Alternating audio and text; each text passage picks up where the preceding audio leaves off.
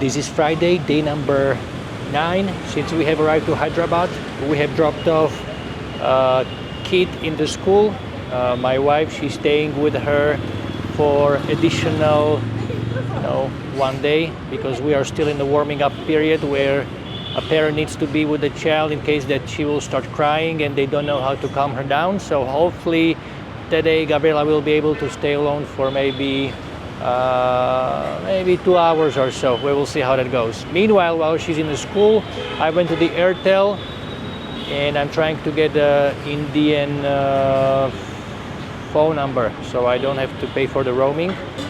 The office will be opening in approximately 14 minutes, so hopefully that will get taken care of very quickly and then I will go back to the school.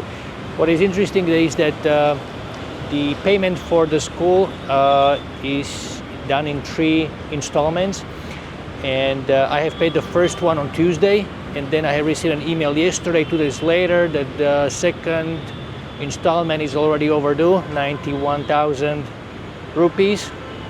I found out that we signed up the kids to the school a little bit late because they start in June. We already have August, so based on the schedule, the second installment is done in August. So 2 days later, I had to pay the second installment, which is a little bit hit for the bank account, but not the end of the world.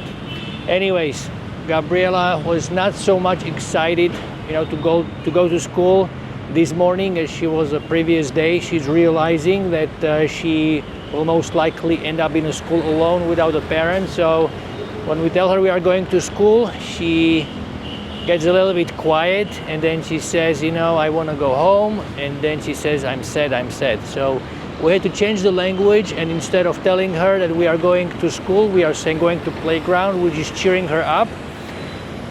When we went to school and the teacher came to the admissions office to pick her up, she was a little bit reluctant to hold her hand. She was coming closer to me, but I told her that daddy needs to go to work, so she understood and she was walking with the teacher, to the classroom. But she was not very cheered up. So hopefully that will improve. But anyways, other children can survive, so she can. I remember back in the days, I'm 41 years old. When I went to the preschool back in my home country, in a beautiful country of Slovakia, I don't know if I enjoyed going to the preschool or not. I still very little remember the moment when my father would drop me off, and the moment he turned around and he was leaving. That was very, very sad moment, which is fixated in my memory. Then somehow I managed to stay in the preschool all the way until 4 or 5 p.m. Over here we are dropping off the child in the preschool at 9 a.m. Back then in my country, I remember the drop-off was around 7 a.m. We went to the preschool at 6:30. People were starting work at 7 a.m. So I remember when it was winter and I was put, in my multi-layer clothes in the sleigh, and my father would be pulling the sleigh because we didn't have a car until my father was 33 years old. That was the first time that we got a car. So it was 35 minutes walk, to get to the preschool in a harsh winter. And then also the memories I have regarding my preschool was, if you didn't obey, for example, you didn't sleep when you were supposed to sleep, the main principal of the school or the teacher, she had a bamboo stick and you got whipped. Just to clarify, okay, we were not tortured or beaten up. You were just whipped so that the order would be restored. Okay, so we had a great respect. The main teacher was extremely strict. Her daughter was working there as well as another teacher. She was very, very kind, but her mother, she rarely smiled, walking with the bamboo stick, and it was accepted.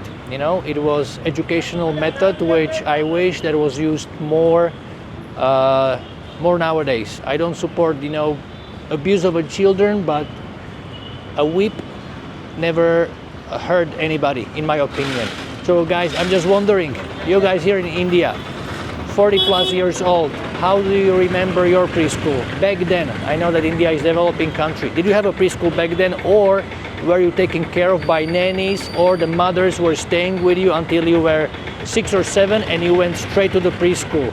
Let me know, please, for my own educational purposes, how the preschool looked like 40 years ago. I know how it looks like now because I'm using it for my child, but 40 years ago, how was it? Were you whipped also with a bamboo stick or not? I would like to know. Thank you very much for watching, and I will report to you later today. Bye-bye. So today the full integration didn't take place yet. She managed to stay alone without us for about 1 hour, and then they cut the day short by 1 hour. We will continue on Monday, where we will try to leave her alone for the whole day. We will be on a standby in the admissions office just in case, but hopefully she will manage on Monday the full 3 hours. So that's the goal, but otherwise good progress. Very brave girl. She gave us a heartbreaking look when she came out, but she said this time that she's hungry and not so sad. So hopefully she's also improving and mentally getting prepared for the new episode in her life where she will need to be in the school every single day like everybody else. Thank you for watching. I'll see you in the next one.